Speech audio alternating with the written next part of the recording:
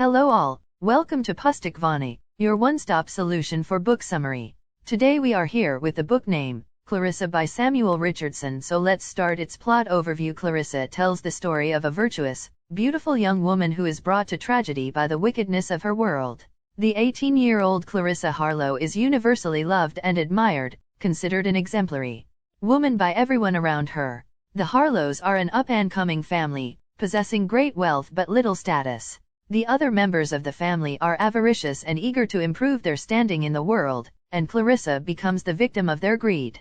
The trouble starts when Richard Lovelace, a dashing libertine, comes to pay court to Clarissa's sister, Arabella, but is attracted by Clarissa instead. Arabella's jealousy combines with the resentment of their brother, James, who holds a grudge against Lovelace from college days, and sets the family against him. A duel between the two, in which Lovelace wounds James but spares his life, crystallizes their hatred.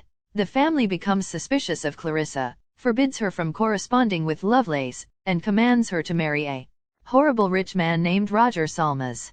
Clarissa refuses to consider marrying Salmaz and carries on a clandestine correspondence with Lovelace. She also continues to secretly correspond with her best friend, Anna Howe. As she continues to resist marriage to Salmaz, Clarissa is increasingly confined, until she is barely able to leave her room.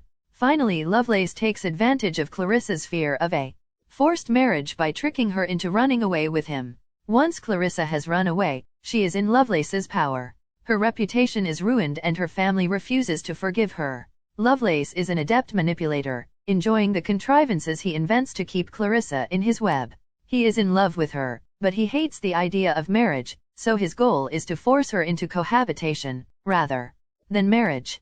Clarissa is innocent and virtuous and does not see through Lovelace's tricks. Furthermore, she refuses to compromise any of her strict tenets of behavior, even to save herself.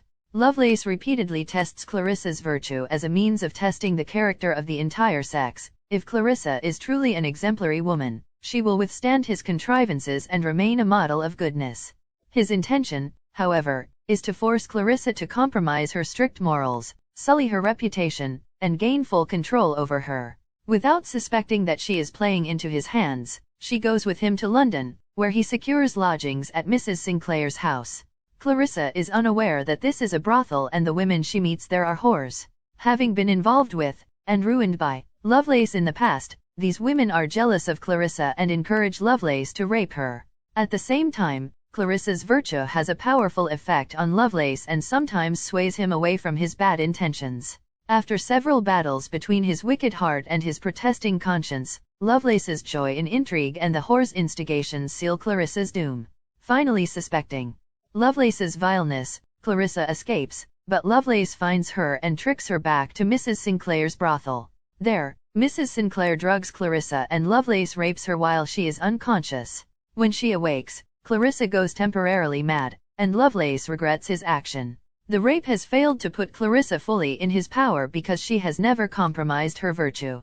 He begins to talk with more seriousness about marrying her, but also thinks he will try to rape her again and see if he can get her consent, thus abandoning her principles. Clarissa, sensing the danger, runs away, this time successfully. Once Clarissa has been raped, she stops eating and no longer worries about worldly problems like reputation. She continues to seek reconciliation with her family, but they remain adamant. One of Lovelace's plots gone wrong allows him to accidentally discover Clarissa's location, but at the same time it damages her health and cements her conviction of his wickedness. Lovelace's friend Belford becomes Clarissa's protector, keeping Lovelace away but mediating between him and Clarissa. Lovelace is now truly determined to marry Clarissa, but she prefers the idea of death to that of marrying such a criminal. Her health steadily worsens, and she begins to prepare for death. With remarkable equanimity, Clarissa makes her will, appoints Belford her executor, puts her affairs in order, and even orders a coffin. She finally dies, expressing forgiveness for everyone in her life and joyful anticipation of heaven. The Harlowes finally see how wrong their treatment of Clarissa has been. Mr. and Mrs. Harlowe die soon after, and James and Arabella marry badly and are miserable for the rest of their lives. Lovelace fails to reform and is killed by Clarissa's cousin Morden in a duel. Anna, Hickman, Belford, and the other good characters are rewarded with happy marriages. Belford takes on the project of collecting the letters that tell Clarissa's story so that it can be an example to protect other women from similar fates.